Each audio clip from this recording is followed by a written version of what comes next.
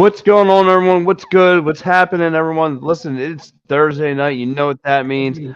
I am here with the best in the business.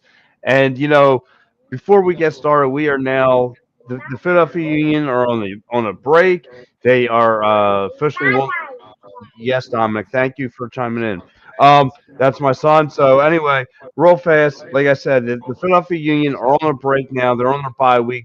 They get some breathing room, and way to head into this break by, they finish out with a draw. They head into the Georgia Dome, where it's not an easy place to play, and they walk out with a draw. So this team still remains undefeated, but let me get to my co-host as always. To I did it right for the first time. Now let me if I see if I can get his name right. It is my main man, Steve Benitez, right? Did I butcher it?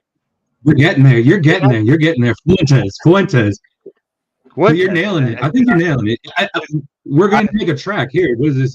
Show number 1, right? So let's see how many. Yeah. What's the over under until you nail it? What do you think, JD?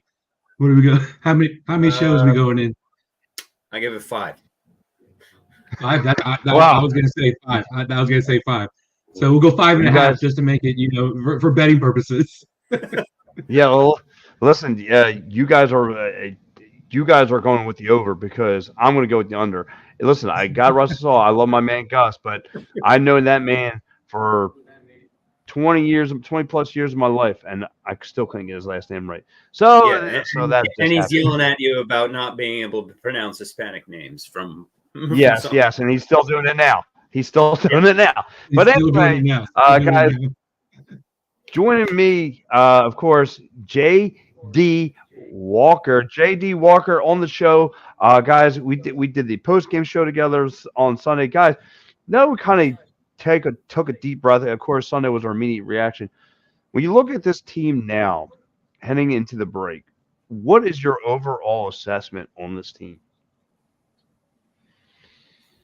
And I'll start with you. Oh, sorry. Yes. Yeah. So for me, it is kind of like what JD said after the game.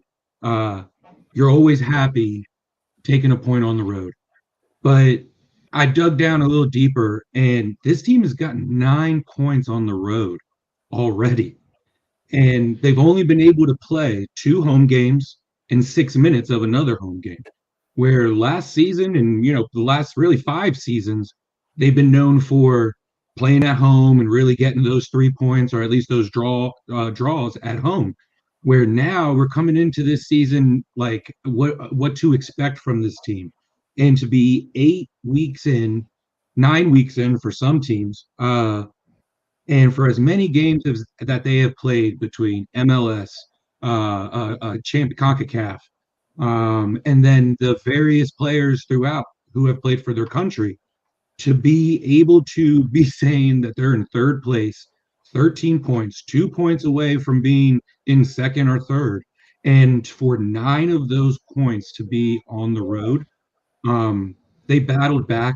The way they battled back in this game, it's kind of just been the story of this season to at least get draws, if not winning. So for me, it is just the complete 180 that this team has done from last season to this season on the road. And that's how you win games in the playoffs. If you're going to have to go on the road at some point. And they're proving that they can do that. We know that they can do that at home, and now they're proving it so far, 8-9 weeks into the season, that they can do it on the road. Yeah, same. And JD, I'm going to ask you the same kind of question. How do you feel heading to this bye? The team's still undefeated.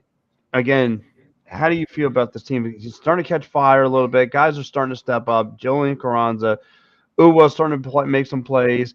Down Gaza starting to make some plays. You guys your playmakers are making plays and not just facilitating. Yeah, it's they're the last undefeated team standing. 2 months into the season, they already got their.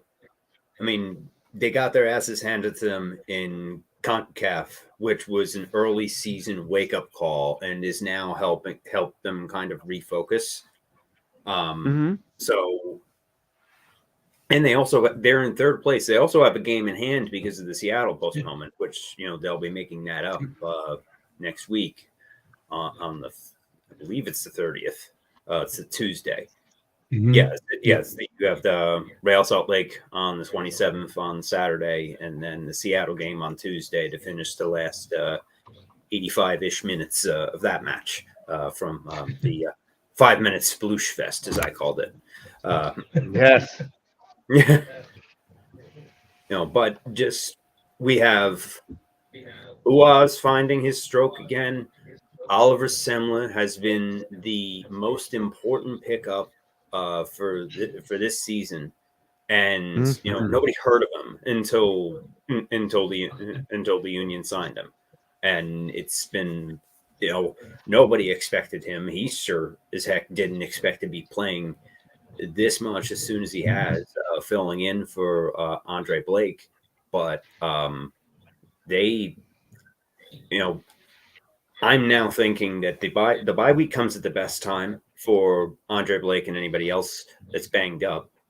I'm also okay with, at this point, rest Blake for another 2 weeks, after another week or two after that. Yeah. All these other knocks and everything that's added up, that that groin or the abductor strain that seems to just now keep being some kind of leg injury of one sort or another seems to be a recurring thing, and it's happening, and it's on turf. It's where it's cold, rainy. All right, chill out for a bit and rest until the weather gets a bit nicer. Because we're gonna need Blake down the stretch. We need Semla now.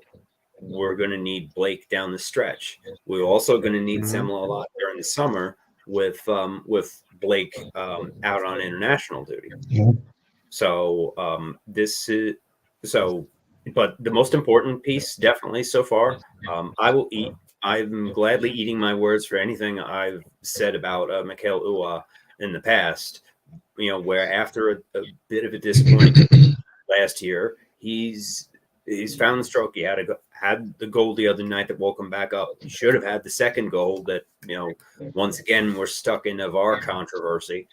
Which doesn't matter, replacement regular refs, whatever. CONCACAF, MLS, same garbage. This is just part of the territory. Jim said it best: fix the camera angles. That's a place to start. But in any event, let's see who do you feel Yakimakis is overrated? Yeah, that would be Bruce Harper. That's Harper's distant brother from another planet, Yeah. mother. I think. Yeah, just a little less eye black. Is he overrated?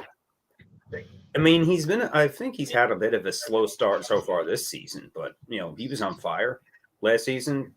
I was shocked that he even came back to Atlanta and wasn't scooped up. Yeah. But he might go in the but maybe Bruce. he'll go in.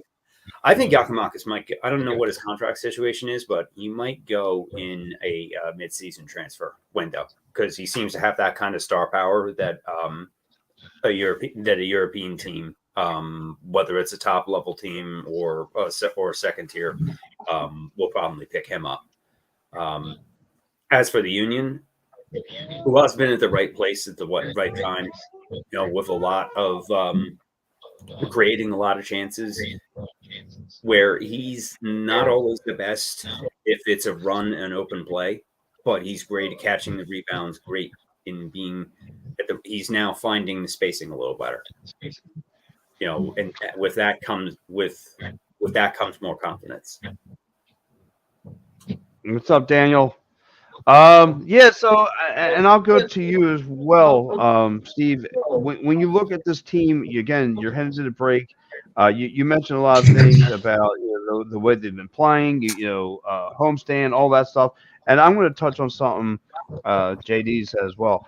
When I look at this team, for me, when I look overall, the body of work has been great. Again, and I've said this, I keep preaching this. The best thing they could have done is get knocked out of CONCACAF. like JD said, it was a Yeah. wake up call. Like, wow, this happened. But now they're able to take one opponent at a time. They can focus on. They can do all the tape work, all the film study that they need, um, and they And they can can still really. back into the Club World Cup with Monterrey wins. So they still get the big prize Oh yeah. with months of extra rest. Yep. Yeah. Still a So chance. A good one. yeah, that's where I like it. I like to see them just like they said, the body work of this team. You start out, you talk about, you talk about Uwa. Uwa's kind of been a playmaker, and I think it could be a component to this whole offense. And again, Quentin Sullivan, for him to just stretch the field, him just taking defenses and drawing the 2-on-1s. Now they don't know what to do because he's too fast for them. He can stretch the field. That gets guys to get open and create space. Guys like Uwis being able to create space. You saw in the last game, he came off in the second half, and he finds the back of the net 1-on-1. He had that going for them. You have a Carranza who's been catching fire. When he's on fire, he's on fire. So Yeah. again, this is other than the last game, but he's been more consistent. He's had 3 straight goals in 3 straight games. So you have to give him credit. Daniel Gosling had back-to-back goals. Daniel Gosling is starting to look really, really sharp. You're starting to get some, like I said, your playmakers are starting to make plays, and that's what you can all ask. And your defense side of the ball has been really, really sharp. Just make it tough. Glezos just being his 6'4" frame is just tough for any offense to deal with. And then after that, nobody thought Simile was going to be able to stay on his own. After Andre Blake has now been dealing with these, I don't know, health issues, but he's obviously not able to stay on the field very much longer. So I don't know if it's father time. I don't know.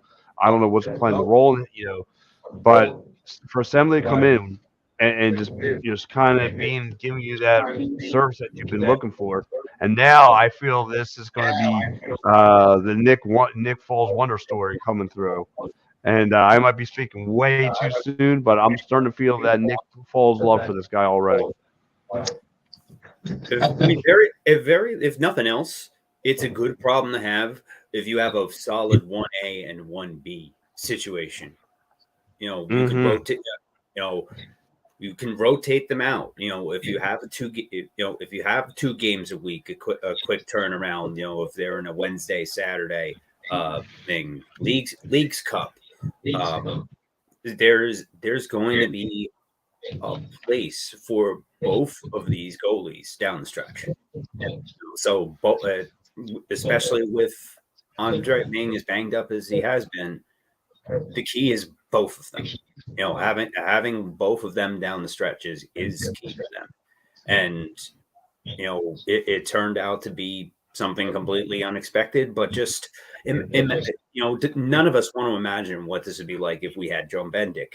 Like last year, we would not be sitting third in the league in the East and undefeated. None of us would have expected that with this situation.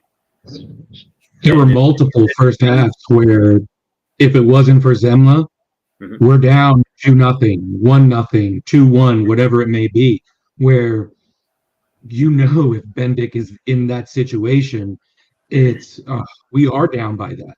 And there's some of those saves that Zemla has where he gets up and he's instantly getting in, directing players, communicating. You didn't see that from Bendick.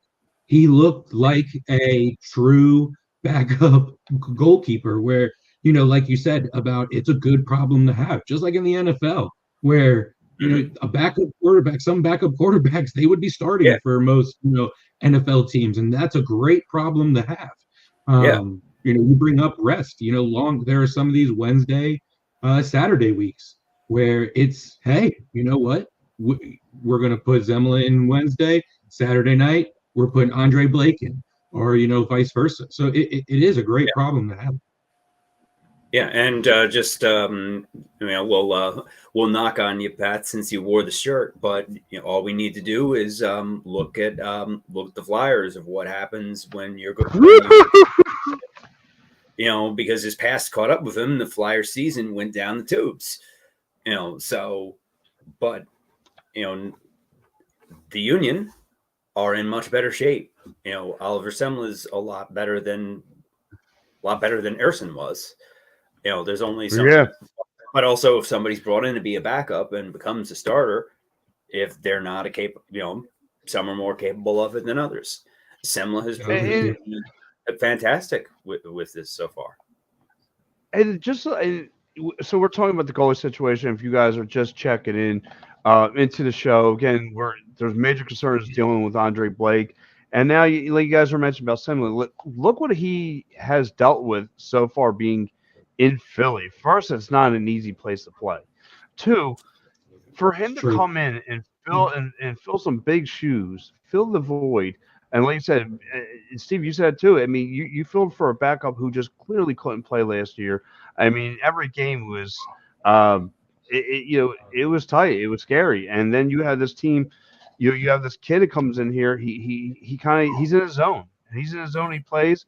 Yeah. Again, kind of studied the Andre Blake game, and he's been on point. Yeah, he's got that nice size 6'3", 6'4" reach where he can extend plays, bat some balls down, whatever he's got to do. And then you saw this past Sunday, you got the 2 goals that went by that Wally goal that was that was from distance out, and after that he said that's it. None other one's going to get by me, and he played very well. I thought he was fine, and then you just have with him moving forward. I mean, I don't know what Jim's going to do. I mean, for right now, you got to be happy with the results you see him for what he's been doing between the pipes.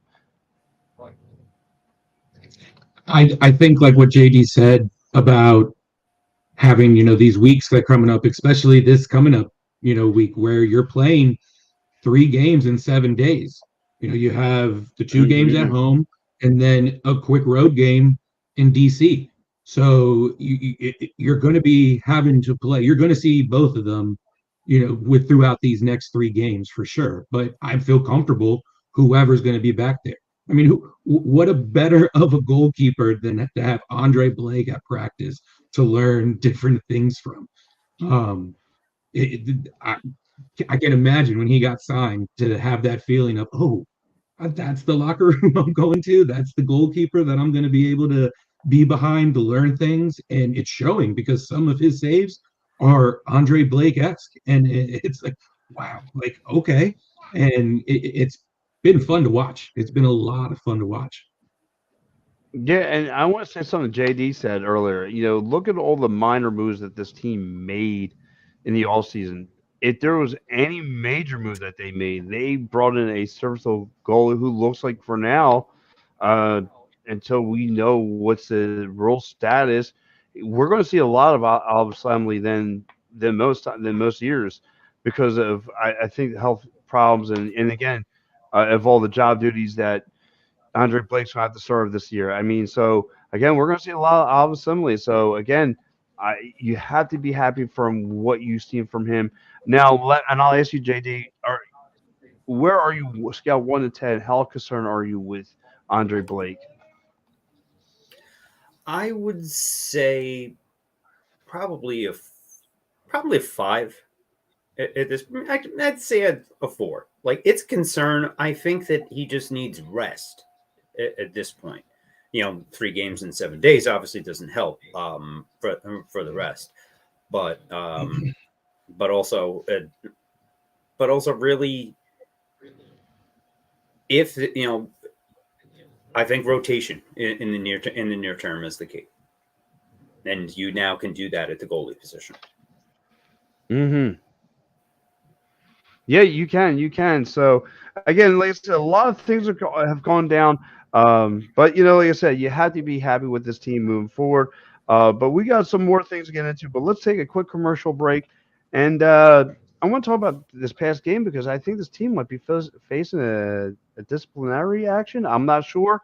But we're going to talk a little bit about it. So let's get to a quick commercial break. If you get hurt at work, in a motor vehicle accident, personal injury, or affected by criminal law, you call David R. Cherry of the Cherry Firm. Cherry Law Firm is here to fight for you and get what you deserve. Cherry Injury Law is a dedicated, well-established personal injury law firm built on the promise of aiding the seriously injured throughout the state of Pennsylvania. If you have been seriously injured in the state of PA by the negligence of another, and if you have questions for a Westchester or media personal injury attorney, please don't hesitate to call. Call 610-565-0300 or go to cherryinjurylaw.com. Let David R. Cherry fight for your right. And again, that number is 610-565-0300 or go to cherryinjurylaw.com. All right, thank you there, Dives. But yeah, let's listen. This team could be facing. I don't know if they're going to be facing some serious consequences. I don't know, but Kai Wagner, Bedoya, Dale Gaza, Jack McClin, Quinn Sullivan, and Julian Carranza. Looks like they are. I guess they had the issue. What I'm taking, they had the issue with it should have been a 3-2 game, and they were. That's what I'm taking. I mean, JD, what was your stance on this? Okay, so the issue in question is the Major League Soccer, what is called the mass confrontation policy. So when there are 3 or more players getting in an official's face, that can trigger this this policy, which is, since there was about 6 or 7 involved here. This seems to be something along the lines of like the NBA, leaving the bench rule, where just if it happens, although it seems to happen, it seems to still happen a lot in a lot of games, and I don't see it called probably nearly as much as it should be. But under the letter, I did look up the rule and what that is, and that confrontation, although understandable for them to be pissed at how the officiating was handled at that game, that is against the rules, and it is subject to player fines, a team warning, and disciplinary action. What I'm looking for and haven't found yet is if there's what the escalators are for multiple offenses, like if next violation, if there's somebody gets suspended, or if it's just fines. If it's fines, right. Oh well, burger, move on. Mm-hmm. Right, and like I said, I don't think it's going to be major, anything major. But man, I mean, listen, you were just saying, JD, you can understand why they were frustrated. I mean, earlier today I was looking back and I was trying to find out where the offsides were, and I was trying to understand. But listen, I don't wear the jerseys. I don't wear the black or the yellow and black striped shirts, so I can't make the call. But man, it was just frustrating, because I think we all felt that we were going to walk out of the Georgia Dome with a W. Steve, I'll go to you. How do you feel about it? Well, I know that the team and Curtin were issued a warning, and then all those guys are going to get fined like an undisclosed amount. But I'm laughing because it's so Philly that it would be 6 guys going up to him to be complaining, at the end. But what I think was the icing on the cake and the cherry on top for them was the abrupt whistle, the final whistle, when Sullivan had just played the ball literally right back to the top of the box to Gazdag, and then they blew the whistle. So I think between all the other things that had transpired throughout the game, in the first half, there were 4 yellow cards. 3 of them were for the Union. And then then you have the offsides, that takes the goal back, where the momentum was all in favor for the Union. And then at the end of the game, to blow the whistle like that, when you don't even get a shot on goal and the ball is it's in play, being threatened on the other team's half. So I think, warranted, frustration, absolutely. But for 6 guys, I hope it doesn't, what JD said. I don't know what a second offense could lead to and what sort of fine or maybe suspension. But, these guys already play with an edge, to them, and the refs already clearly play, they ref a different game when it comes to them, at least that's how it feels like. But, I think it was definitely warranted frustration on the Union's end. Yeah, it was frustrating. Like I said, everyone could feel it. And again, just when this Union team looked like they were out of it, they were on the canvas. They battled back. They put up a fight.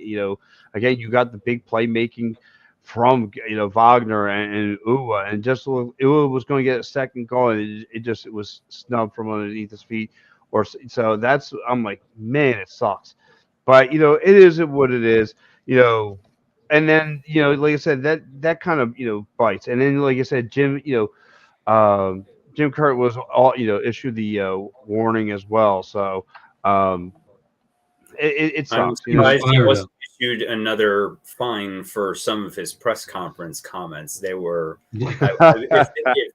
which, although hilarious, some of them probably did go.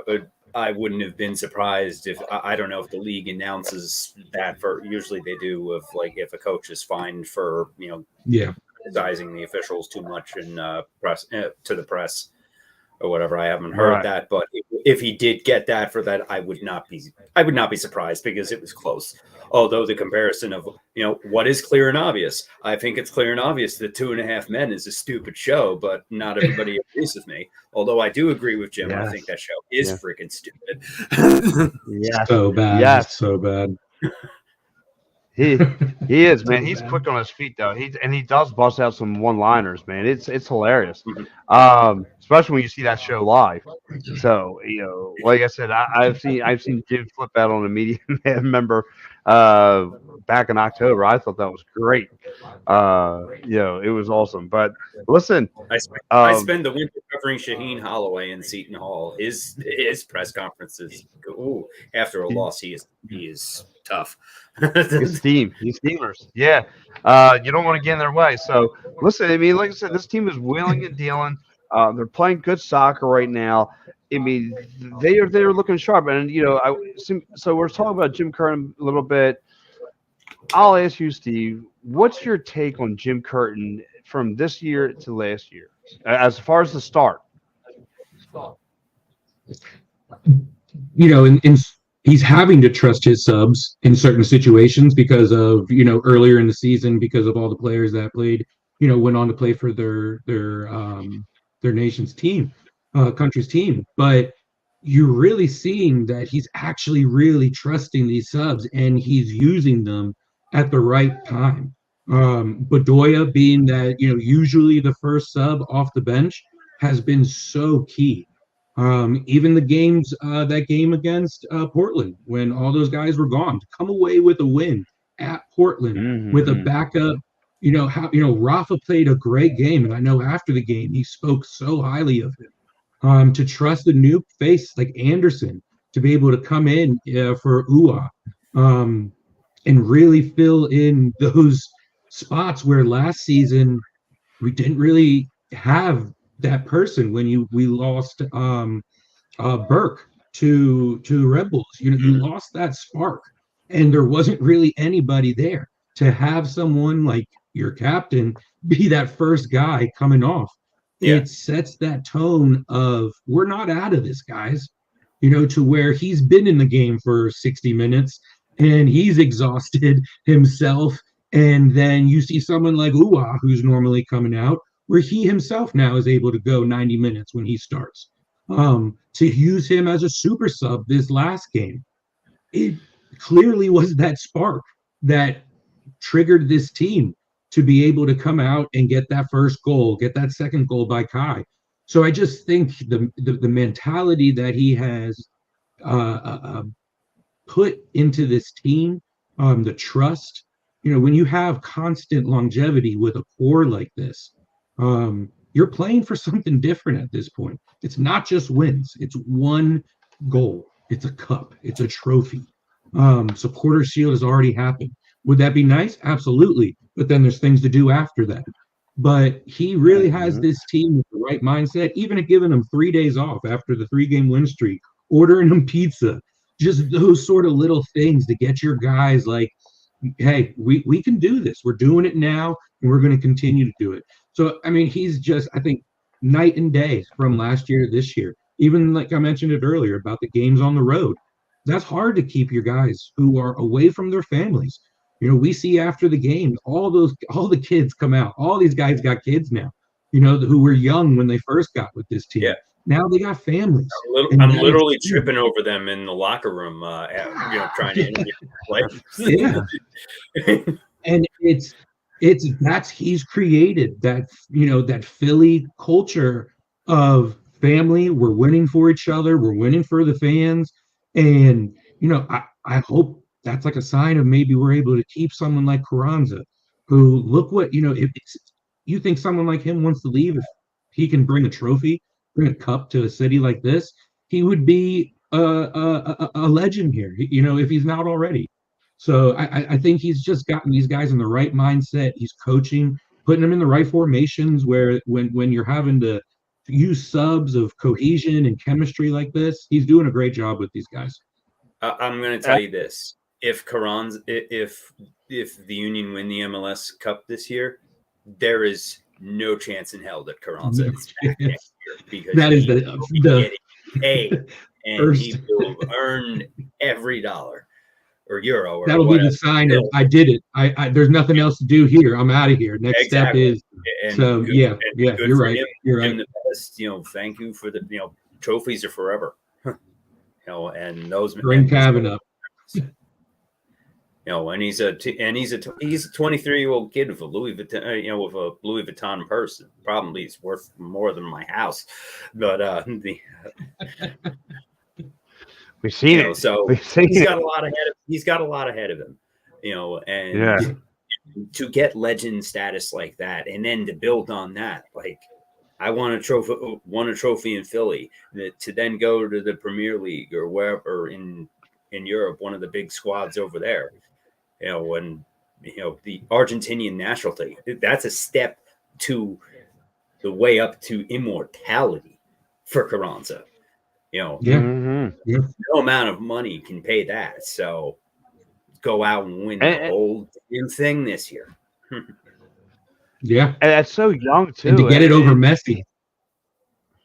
Ooh. He's got a long way to go before that, but well, I mean, if we were to win, if they were to win and he were to get a cup, to say that he would up over, his idol, it would be, whoa. Yeah. And like I said, so young, still so young. Long way to go. Only 23 years old, and he's cooking right now. And again, he's starting to pop up places, and that's a good thing. That's all good, a good problem to have. Again, just find a way to find the back of that, getting open, go to Top Shelf if you want to talk hockey, those hockey terms. I mean, he just knows how to. He's banging them in there, and Guy Russell, that was Gus's one of his major concerns. Like when he's close to the net, he goes wide left, wide right, wide over the top. But when he's distance out, but this year it's a little bit of a different story. I mean, he's making forcing pressure on the opposite goaltenders.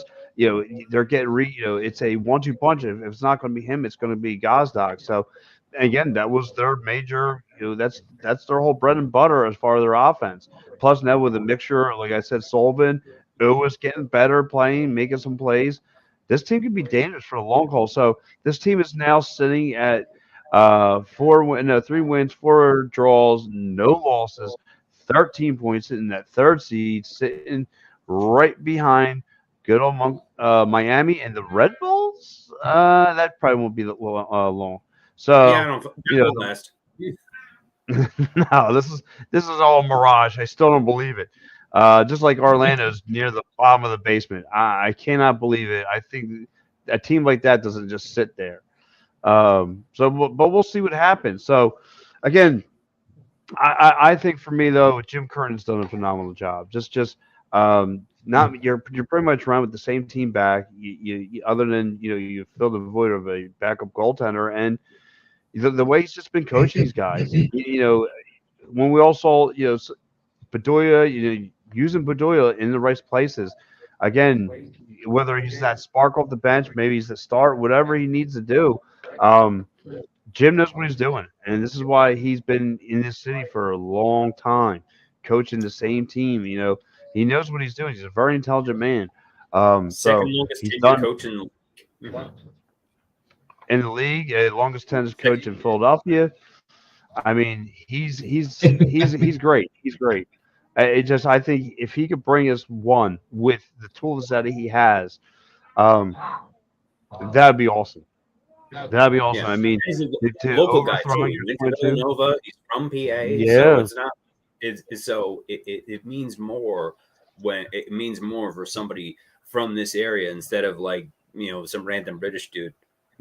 Which although we're grateful for the trophy, when the coach is also part of the is also from here, it hits differently.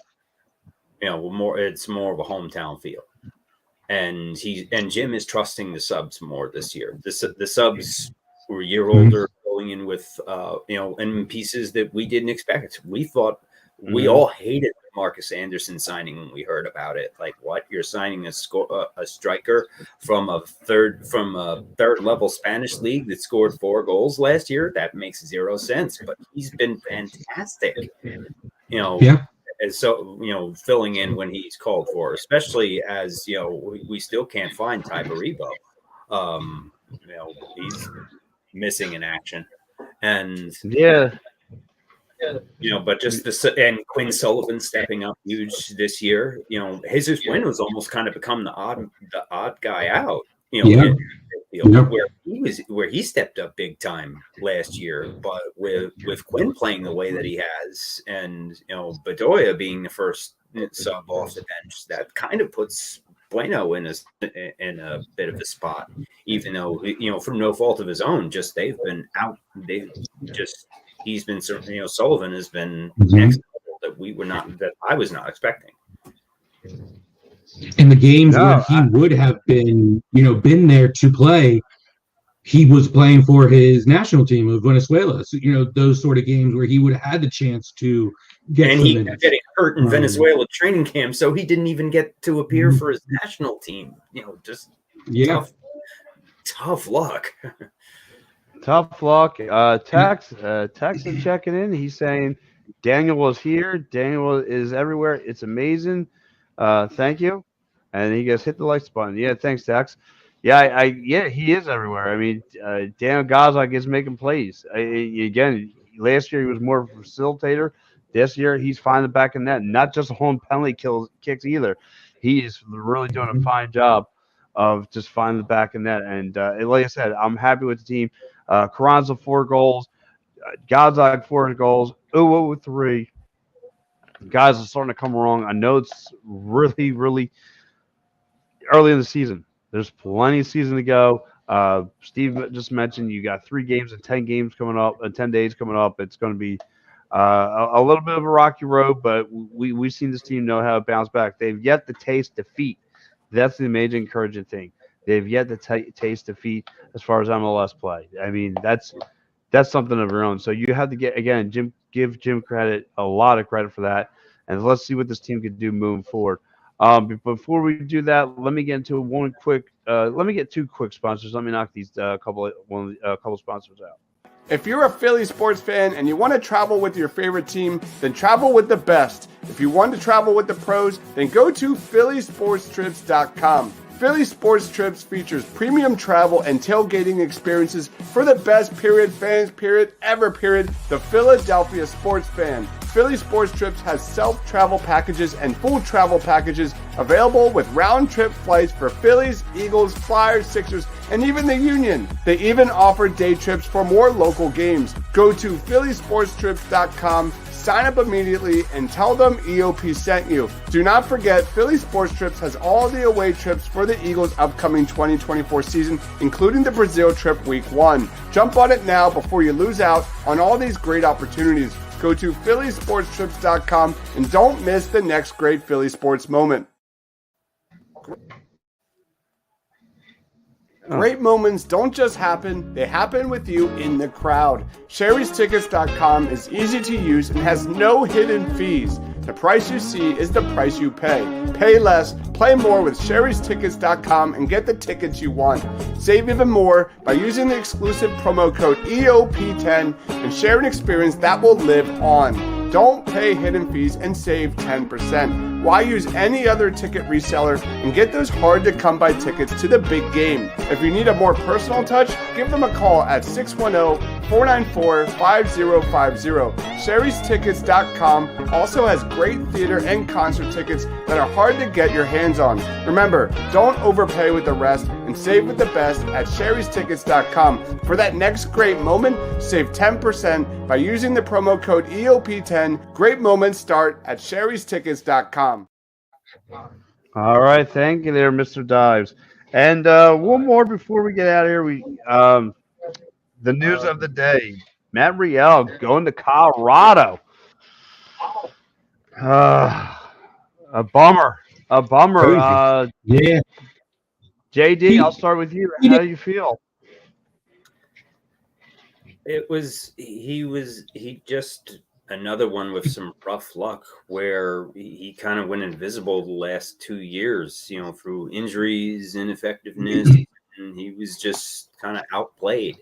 He was a homegrown that was supposed to grow into something, and just through tough luck, just hadn't really gotten that. And a change of scenery is good for him. I also think it was a numbers game for the Union, as our friend Jose over at as our friend Jose Nunez that brought up a few times, that with the side effect of Semla starting for Blake's injuries, that they need to keep calling up Andrew Rick from Union 2. Under the type of contract that he has, you can only do that 4 times before you have to sign into a homegrown deal. Next game will be number 4. So they probably needed the roster spot in order to convert him to a homegrown contract. So in order to because of MLS's insane Byzantine roster rules, which I have not been able to figure out yet, where you need like a certain number of spots allocated for homegrown, certain for U.S. citizens, certain for foreign citizens, and so on and so forth. I can't make heads or tails of half of it yet. I need to study it more. But I believe that is part of this, is that they're going to have to bring on Andrew Rick for a first team homegrown deal. And likely shuttling back and forth to Union 2 the same way that Chris Donovan does. Right. So with that, they needed the room, and you had Montreal not really doing much of anything and just taking up a spot. So it's a win-win for Real to go somewhere else, get change of scenery, play a bit more. And the Union need the roster spot for Andrew Rick. Is that because I thought about it first, from an on the field standpoint, and what with Real kind of fell down the depth chart, but also I realized I remember what Jose kept saying about about Andrew Rick's contract, and I believe that this is a corresponding move that they're going to have to do. Yeah. And it was something for them to have to do. Like you said, now that it opens up a roster spot. But yeah, it wasn't living up to snuff. So you ship them out of here. Steve, I'll go to you. Your thoughts on this move?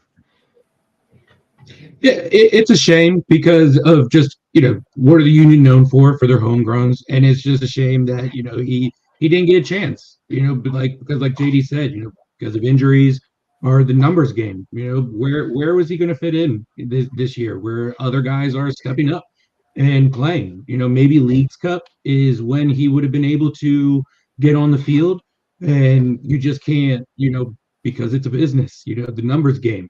You're going to need that roster spot with like what we kept talking about, earlier in the show about Andre Blake, constantly, going out with injury, and you got to have someone, for some of those games as a backup goalie. Well, Trent's been injured, so they've had to. So Rick is the 4th string, really, but now he's 2nd string, so he needs that contract conversion. So it's good for him. He's going to go somewhere. He's going to get minutes. He's going to be able to play. And I shared a pic with you guys earlier of after the game versus Nashville. how he just looked miserable. Yeah. Where everyone was super happy celebrating. And he was just standing there in the corner of the picture, like, cool. Yeah. And it's, so I'm hoping that it's something that can rejuvenate him. And you don't want to see these guys not want to play the game anymore for the simple fact they just couldn't get on the field. So happy for him to be able to get the opportunity and and for the union and for someone like if that is the case for to be able to move up and to be able to get the minutes and have the opportunity possibly to be able to see some time, at least even if it is on the bench. Yeah, absolutely. And look, like I said, he'll have better opportunity out there in Colorado, even though Colorado's playing some decent soccer. I mean, they're in the 6th seed, so but we'll see what happens. Maybe like you said, obviously when we get to a new team, you're going to come off like a ball fire. You're going to want to show off a little bit. Like you said, a new scenery for him is great, and hopefully he'll get the time that he wants. And like you said, Steve, most important, you don't want to see a guy just turn away from the game anymore. So look, for both parties, it worked out great. And like I said, kudos out there in Colorado. So we'll see what happens out there. It's the Colorado. Just to clarify, it is the Colorado Springs Switchbacks of USL. No. It is the Colorado Rapids. Right. So he's gonna have to earn a little bit. Mm-hmm. So that's fine. It's whatever. I mean, and like I said, with this he's still only 24. Probably one up. He's still a puppy. He'll get a chance. Yep. He'll definitely get some some playing time. But I have to ask JD, I'm going to let you lead us off. We cannot have the same games. JD, what is your out-of-market game to watch for the weekend? All right, let's see. Let me bring up the schedule for the weekend and take a quick look at that.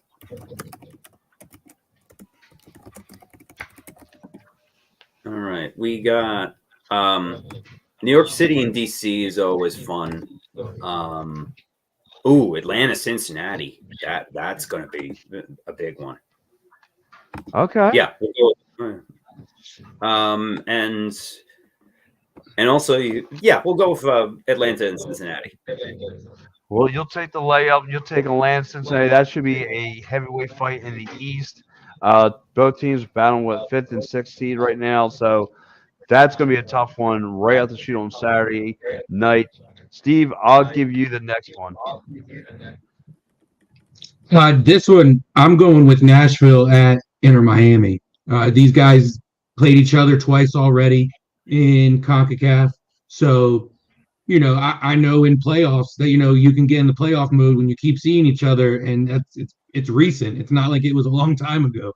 So I think when you're familiar with each other, it can create a, bad blood, but also they know each other. So they have film to be able from this season to be able to go back to. So I think this will be a great, just the names, Messi, Suarez, and, Busquets. And then on the other side, Mukhtar, Schaffelberg, Suffich. So it's a big game with big names. So kind of an easy one for me. But the other one, LAFC versus Red Bulls, if I'm late night, 10:30 game, if I'm still up, that's going to be another good one. Yeah, that's my game pick right there. I am going to go. I want to see how good this Red Bulls. I want to see how good this Red Bull team is.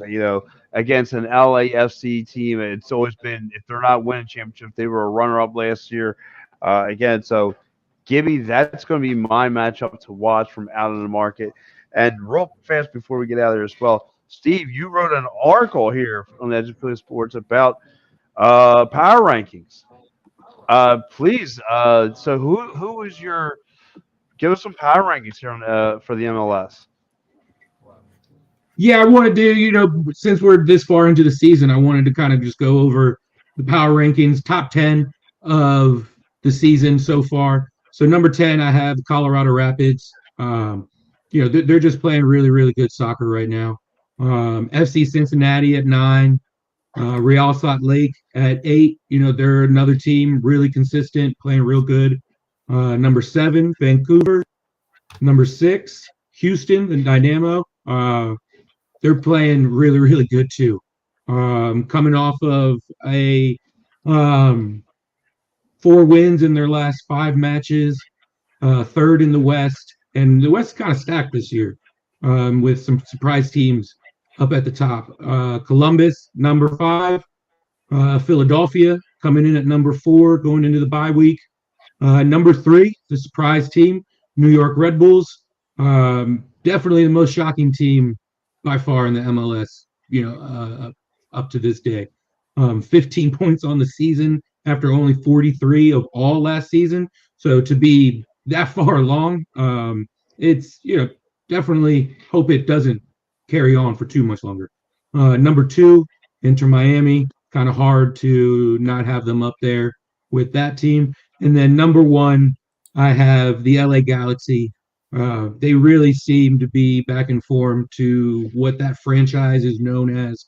They look like the 2011, 12, 14 team that won the cup. And it's kind of nice to see the old faces, be back up there with as many teams as there are in the MLS now. So it just shows how far the MLS has come, where now the big guys, the originals, are starting to show their face again, that they're still here. So you guys can go check that out on the EOP website. Please do give it a read, comment, let me know what you guys think. I'm going to try to get that out there weekly, moving forward. Nice. I like it. I like it. So, guys, listen, for more plugs and all that stuff and final takeaways, JD, I'll start with you. What is a final thought about this team, about the bye week, and where can the people find you? Right, you can find my writing at streampunkent.com. You can see my union videos at StreamPunkSoccer on YouTube, and my basketball coverage on StreamPunk Sports on YouTube. And at StreamPunkENT on Twitter. That's a shared account, so sometimes I jump in and out of that. We all kind of take turns depending on what team is playing and what we're feeling at. But for rest is the name of the game. For with three games coming up in 7 days, they just sit back and chill this weekend. Put get the ice baths on, watch. And watch the rest of the league duke it out, or watch Netflix or something. Take your mind off it. Just get some rest. This is a marathon, not a sprint, folks. So we are only 2 months into a 8, 9 month, 10 month long marathon. So this is not many open spots in that schedule coming up over the next few months. So just chill. That's my message for the weekend. So you're saying go on Netflix and chill, but watch anything besides 2.5 Men. Yeah. Yeah. I guess we'll go with that. All right, I'll take it. Full circle. I like it. Full circle. Work, which yes. That's major league. Yes. So Steve, I'm also plugs. And where can your final thoughts about this team? So you can find the articles at eopsports.com under the Union tab. And then also I'll get those tweeted out, and you can find me at Soldier Steve 247. And then anywhere else, really, you can find EOP Sports content. And then final thought, to kind of go along with JD, get healthy. The key guys really need to, whatever they need to do these next 2 weeks, not even full 2 weeks, next 10 days, really get themselves healthy, and spend time with family, man. Sometimes it can just be those little things that can clear the mind, where this is a marathon. These guys have already been through so many games. Go spend some time with the family, relax, get healthy, and enjoy some good food. There you go. And again, same thing is here. Guys, I think the team needs just to relax. Like you said, enjoy the family.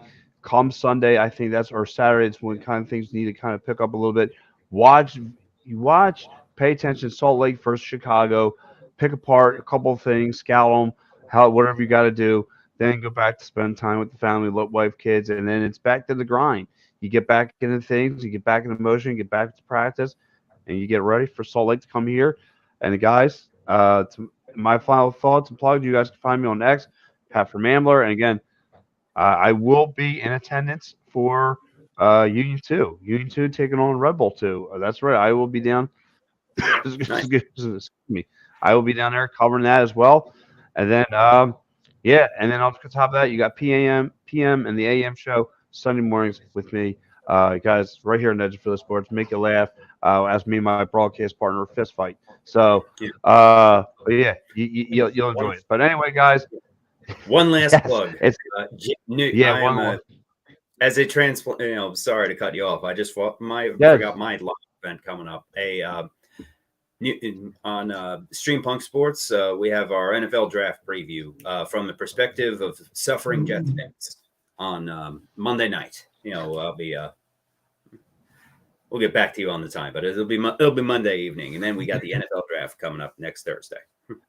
Oh, and that reminds you. I think Busy sometime, week. yeah, Busy we're week. gonna. It is going to be a busy week here in Philadelphia. But guys, of course, again, guys, give my man JD a follow, give my man Steve a follow. Great guys, and listen, we'll be back. Not this week coming up. I think we're going to have to change the schedules around. It may have to do a day show. It sucks, but the following week we will be back full circle to break down Union and Salt Lake City. So let's go Union and let's go get this W. And for me, JD and Steve, we are out of here.